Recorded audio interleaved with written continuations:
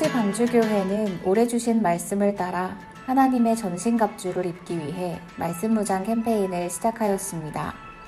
교회 학교 자녀들부터 장년부에 이르기까지 온 교회가 30일씩 말씀무장 캠페인에 적극적으로 동참하고 있습니다.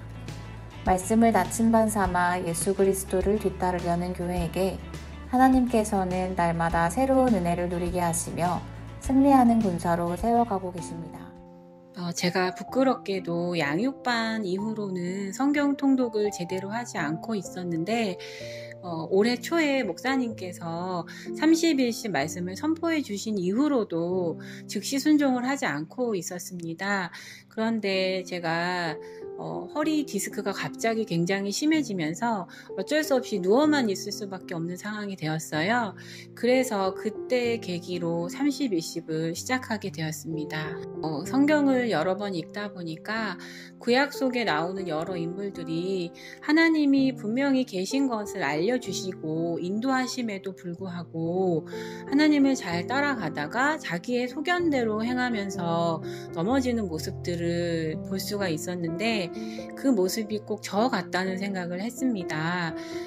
예수님이 저의 죄를 대속을 해주셨고 원죄에서 비롯돼서 저는 죄인이라는 것을 머릿속으로는 이해를 하고 있으면서도 제가 옳은 방향대로 예수님을 따라가고 있다고 생각한 게 아니었나라고 생각이 들었습니다.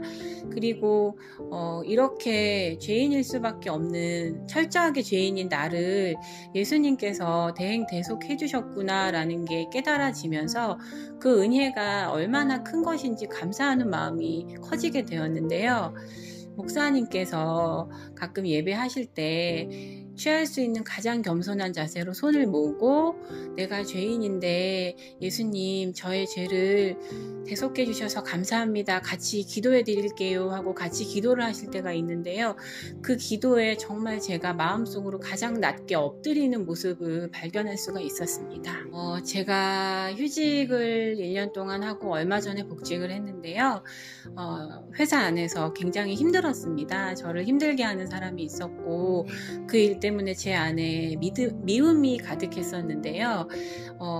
미움이 가득한 제 모습을 보면서 예수님께서 너의 죄를 대속하여 주셨는데 이렇게 죄인으로 미움이 가득한 모습으로 사는 모습이 과연 옳은가?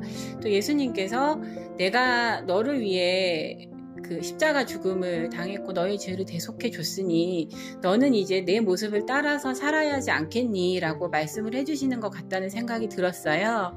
그래서 그 사람을 위해서 기도하는 제 모습을 발견을 하게 되었습니다. 그렇게 기도를 하니까 오히려 용기가 생기고 마음의 평안함이 와서 회사에 복직해서도 그 사람과의 관계나 다른 분들과의 관계에 있어서도 더 평안함을 얻었던 것 같아요. 방주 에클레시아의 문서 선교팀께서 감사하게도 정말 잘 정리해서 매주 올려주시는 내용이 있거든요.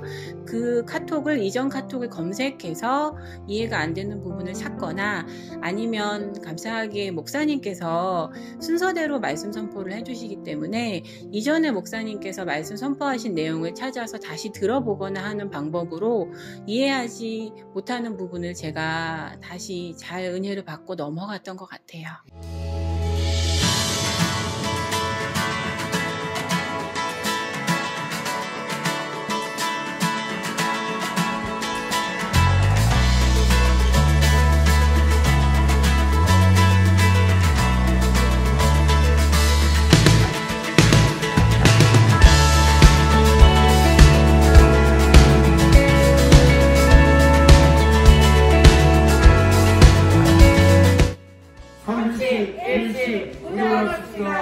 아멘.